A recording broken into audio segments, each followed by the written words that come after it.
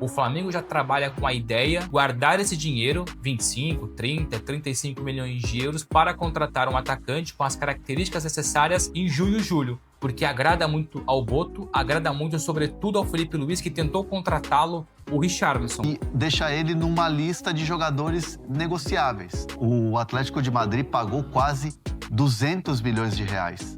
Foi uma grana violenta que se paga. O que se sabe também é que o Atlético de Madrid não quer negociar, por exemplo, a metade do jogador. Com o jogador, o negócio é fácil de ser resolvido, porque ele gostou da proposta do Flamengo, fecha um pré-contrato e recebe o André de graça, sem custos, em junho e julho, ou tenta para pagar uma compensação financeira e ter o André já. Atenção, nação. Thiago Almada por 188 milhões de reais? Bora pros detalhes. O Flamengo ele segue no mercado em busca de um camisa 9. Mas agora já não tem tanta essa urgência. O que você apurou e até de um certo nome que está no radar do Flamengo, não tem essa urgência agora para contratar uma camisa 9. O Flamengo topa esperar até depois da Copa do Mundo. Podemos dizer assim, dessa maneira. O que dá para dizer ainda sobre o Caio Jorge, o Flamengo ontem tomou conhecimento que o Cruzeiro chamaria ele para renovar o contrato e por isso fez essa última tentativa, a derradeira tentativa dos 30 milhões de euros, mesmo sabendo que o Cruzeiro praticamente ia recusar, tinha precificado o jogador em 50, tinha dito na cara do jogador que não abriria ou não fecharia qualquer acordo com um rival como o Flamengo. Falou isso e o André Hernan explicou muito bem para todo o elenco do Cruzeiro na reapresentação. Só que o Flamengo achou por bem incomodar a última vez, tentar a última vez, por que não? O dinheiro está lá no caixa do Flamengo, eles tentaram, mas para além do interesse no Caio Jorge, para além de ter ali uma última tentativa, acreditando num sonho ali, numa resta de esperança, há uma questão também que me explicaram, a guerra de comunicação, a guerra de narrativas. Num dia em que o Cruzeiro domina a comunicação social, a comunicação do Brasil, pagando 30 milhões de euros pelo Gerson, a compra mais cara da história do futebol brasileiro, o Flamengo achou por bem não ficar atrás. Claro que daí, como eu digo, é uma questão de interesse real, concreto. O Caio Jorge, durante muito tempo, foi o alvo prioritário do Flamengo. Mas o Flamengo também, quando vaza essa notícia, porque, enfim, também vazou, e o Flamengo não fez questão nenhuma de fechar esse assunto, era para movimentar o mercado, para movimentar a imprensa e falar, olha, o Cruzeiro tem 30 pelo Gerson, eu tenho 30 pelo Caio Jorge. Então é uma guerra também de narrativas entre os dois hoje, juntamente com o Palmeiras, são os três que tem esse poder financeiro significativo no mercado.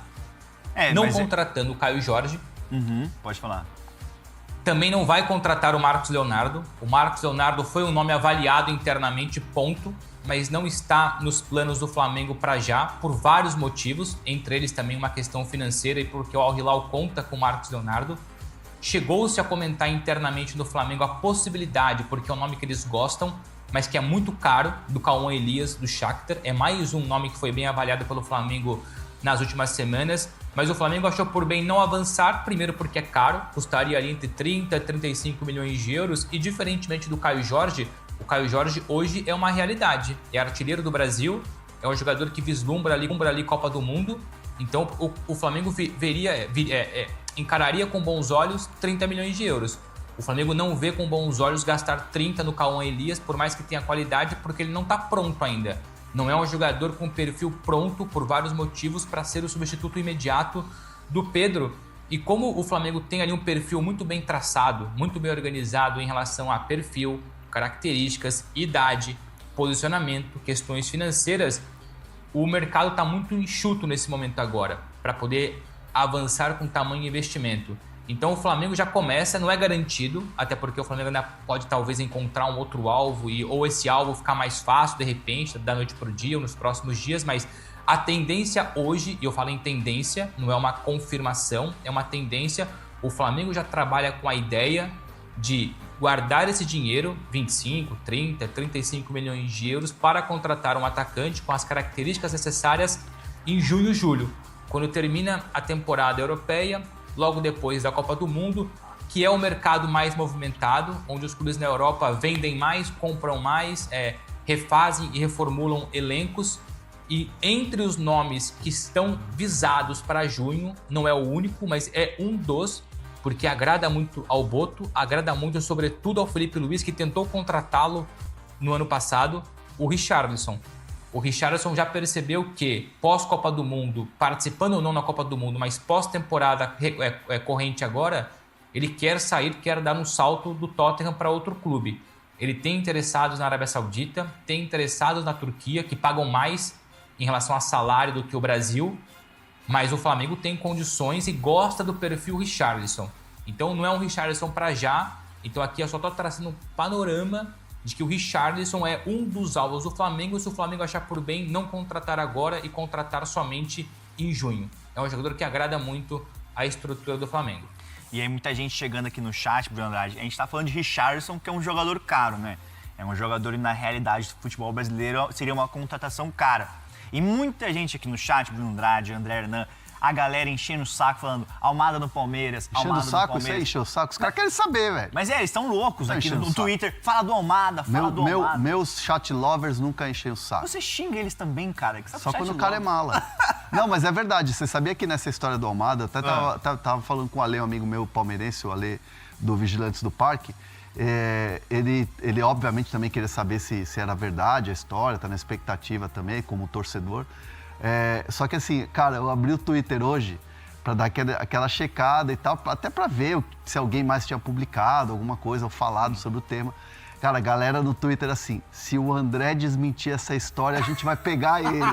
Pô, como se a culpa fosse minha de uma negociação não dá certo, Você né? que influencia que não vai. Tipo, se o André Hernan chegar com aquele papo de não tem sua, nada, querido. é só uma sondagem, nós vamos pegar o André. Pô, tava conversando com um colega lá de Madrid, né, da Espanha, assim, até para saber qual é o termômetro lá e tal, em relação ao Almada. E é legal que ele usa um termo, o termo do avião, que é overbooking. Tem um overbooking de jogadores na posição. Ah, tá. Entendeu? Atlético de Madrid. Então, assim, tem vários jogadores na posição.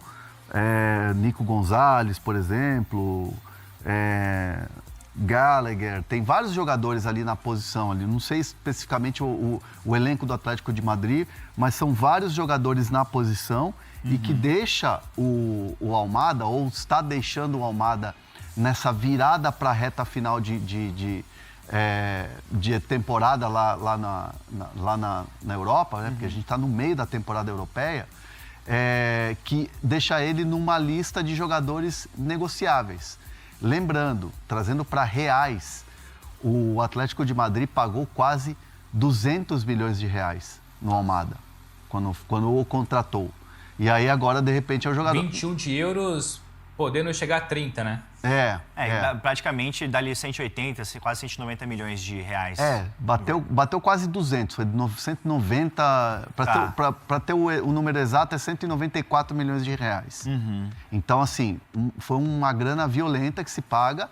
O que se sabe também é que o Atlético de Madrid não quer negociar, por exemplo, a metade do jogador, quer negociar o jogador no valor global, no valor total. Não me parece ser um empréstimo uma opção. Mas Andrew, goleiro, que é do Gil Vicente, o Flamengo então fez uma proposta de pré-contrato para assinar com o Andrew. Então a informação que nós trouxemos aqui, o Botafogo também fez, mas tem uma disputa ali acirrada nos bastidores. Me dá mais detalhes disso. Andrew pode pintar no Flamengo? O Botafogo fez primeiro, né? Sejamos aqui mais traçando aqui uma ordem cronológica da situação.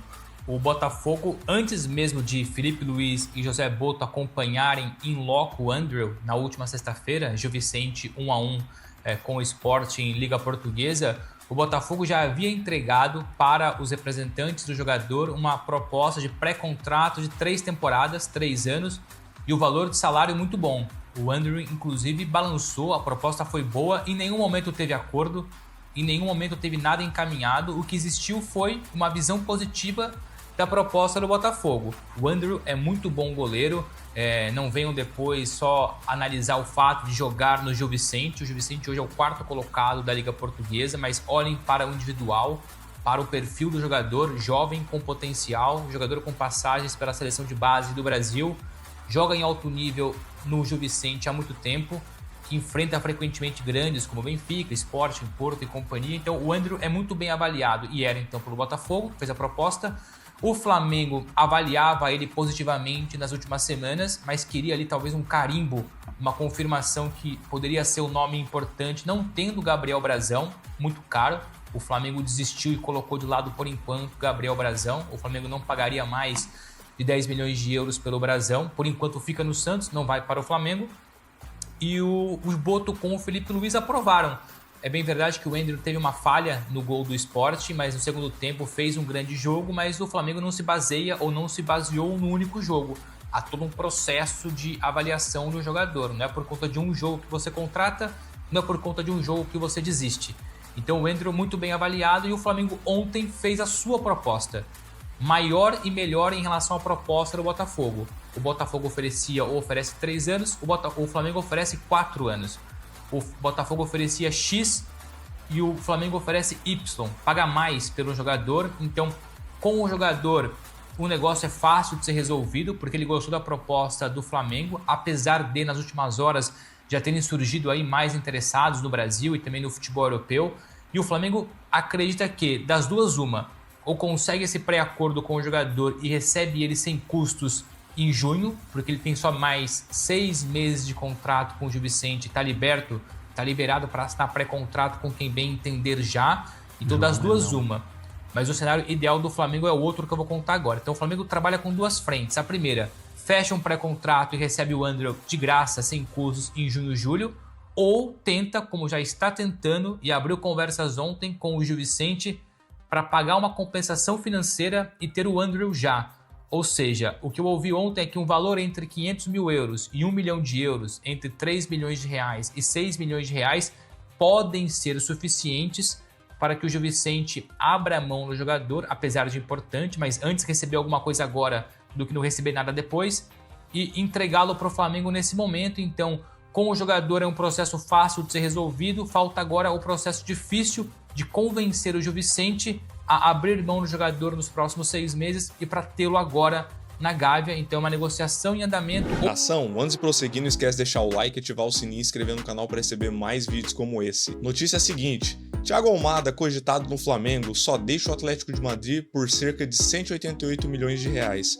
Segundo o site RTI Sport, o Atlético de Madrid não descarta a possibilidade de negociar o ex-Botafogo nessa janela de transferências. Foi revelado pelo portal RTI que o Atlético de Madrid não descarta vender Thiago Almada. Ainda de acordo ao site, o Cruzeiro demonstrou interesse ao jogador mesmo após fechar com Gerson. Mengão, por sua vez, não fez nenhum tipo de contato ou sondagem no momento. Apesar dos rumores, não há nada entre Almada e Flamengo. Para negociar o ex-Botafogo, os espanhóis pedem cerca de 30 milhões de euros, 188 milhões de reais na cotação atual do real, e o futuro do argentino fica incerto no momento. Outro time que também demonstrou interesse foi o Palmeiras, e já foi noticiado pelo um jornalista argentino, Gaston. Palmeiras está interessado em fazer uma oferta de 20 milhões de euros por 50 milhões dos direitos federativos do jogador. Bora esperar para ver, porque no momento não tem nada de concreto mesmo. Mas era isso, nação. O que vocês acham? Contrataria Thiago Almada ou tentaria um outro jogador como o Paquetá, o Arias ou um outro atleta?